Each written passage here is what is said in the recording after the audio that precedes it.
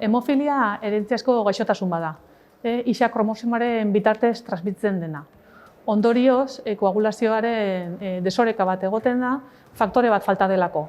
Hemofilia A faktor 8 falta da, eta hemofilia B faktor 9 falta da. Hori izaten da, bien arteko desberdintasun nagusia. Biek ere bai, beren ezaugarria dauzkate. Segun eta ze portzentai daukagun, bai faktore 8 edo bai faktore 9 portzentaiaren arabera, daukagu larria, neurrizkoa edo arina. 100 bat baino gutxiago baldin badago, bai faktor 8 edo 9 hemofilia larria da, neurrizkoa 1 eta 5 artekoa, eta 105 baino gehiago baldin badago, hemofilia arina izaten da.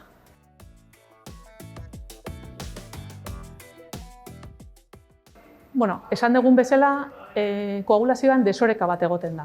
Orduan, faktorea faltatzen denean, ezaugarri nagusia da odoljario handiagoak edo luzeagoak ukitzen ditugunak. Ze pasatzen da? Susmatu egin behar dugula. Normalean, hemofilia bai larria edo neurrizkoan pasatzen dena da umeetan diagnostikatzen duguna. Umea da esploratzeakoan hartzen dugunean, edo ibiltzen hasten direnean, hematoma edo odoljario bat ikusten direnean, edo hortzak ateratzen direnean, eta hor lehenengo susmoa egoten da. Ospitalera ekartzen dute umea, edo guri referitzen digute, eta analitika baten bidez egiten duguna da koagulazio faktoreen hausnarketa bat. Koagulazio faktoreak falta denean, hori konfirmatzen dugunean, egiten duguna da genetikako zerbitzuarekin harremanetan jartzen gera, estudio genetikoa egiteko. Eta hori egiten da hemofilia horrela diagnostikatzen dugu. Baina oso garrantzitsua da susmatzea.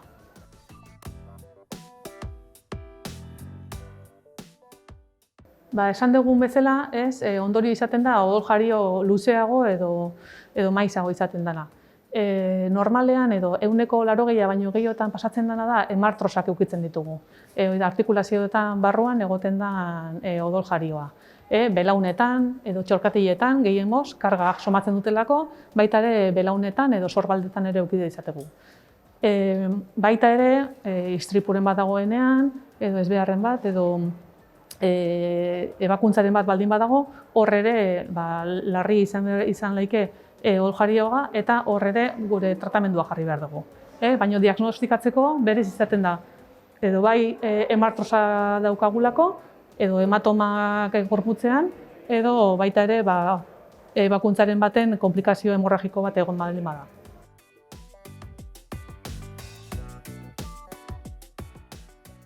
Nola tratatzen dugu hemofilia? Kasu larria edo neurrizko gehienetan egiten duguna da profilaxia jarri. Tratamendua izaten dena da, azkenean falta den faktorea jartzen da. Hemofilia A faktore 8 jartzen da, eta hemofilia B faktore 9 jartzen da. Orain, tratamendua, eta orain era urte batzuk ere bai, zainetatik jartzen da. Orduan, dauzkagu bi aldi. Bat, daukagu jartzea gaixoetan astean 2 edo 3 egunetan odoljario horiek ez eukitzeko, eta izaten da gaixoak normalean etxean jartzen dute zaina hartuta eta faktorea jartzen dute zainetatik, edo beste batzutan esaten dena, segun hemofilia arina baldin bada, egiten duguna da kasu hortuan, zehose pasatzen baldin bada, odoljario txikiren bat, edo egiten dugu orduan jartzen dugu faktorea. Baina tratamendua gehienetan izaten dena da, falta den faktorea jartzea. Beste tratamendu bat dago, dela antigorputz bat, itzena dula emezizumab, eta hau ez da faktorea.